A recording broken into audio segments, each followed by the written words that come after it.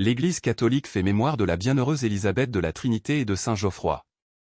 Rejoignons en ce 8 novembre les Sœurs du Carmel autour d'Élisabeth de la Trinité, béatifiée par Jean-Paul II en 1985. Le pape avait confié qu'elle était l'une des filles de France qui avait la plus grande influence sur sa vie. Née près de Bourges en 1880, Élisabeth Catté était vive, enthousiaste, sensible et musicienne de talent. Elle décide de tout quitter pour entrer au Carmel. Elle ne sera carmélite que 5 ans mais en si peu de temps, elle accomplit un immense cheminement spirituel. Sœur Élisabeth, tout en raccommodant les robes de ses sœurs, étudie avec passion les lettres de saint Paul. Elle y découvre l'expression être louange de gloire, qui condense toute sa spiritualité. Emportée prématurément, à 26 ans par la maladie d'Addison, elle nous laisse la prière magnifique, ô mon Dieu, Trinité que j'adore, aidez-moi à m'oublier entièrement pour m'établir en vous, immobile et paisible, comme si mon âme était déjà dans l'éternité. Elle rejoint le Seigneur qu'elle cherchait dès l'aurore, selon le titre de l'une de ses œuvres, le 23 novembre 1904, au Carmel de Dijon. Élisabeth vient de l'hébreu Eliabeth, qui signifie la maison de Dieu. Saint Geoffroy. Geoffroy ou Godefroy naquit dans l'Aisne vers 1065. Son nom, d'origine germanique, signifie paix de Dieu.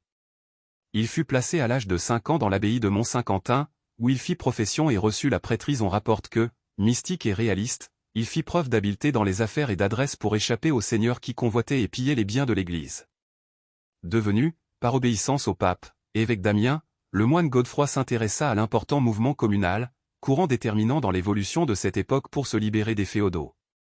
Il prend ainsi le parti de la commune d'Amiens, dans le souci de défendre et de protéger les humbles et les pauvres. Calomnié et persécuté, l'évêque sera obligé de s'exiler au désert de la Chartreuse. Il en reviendra pour reprendre vaillamment le fardeau pastoral mais mourra d'épuisement sur la route à Soissons le 8 novembre 1115, à peine âgé de 50 ans. Bienheureuse Élisabeth de la Trinité, Saint Geoffroy, priez pour nous. Évangile. Les fils de ce monde sont plus habiles entre eux que les fils de la lumière. Alléluia. Alléluia. En celui qui garde la parole du Christ. L'amour de Dieu atteint vraiment sa perfection. Alléluia. Évangile de Jésus-Christ selon saint Luc. En ce temps-là, Jésus disait aux disciples: un homme riche avait un gérant, qui lui fut dénoncé comme dilapidant ses biens.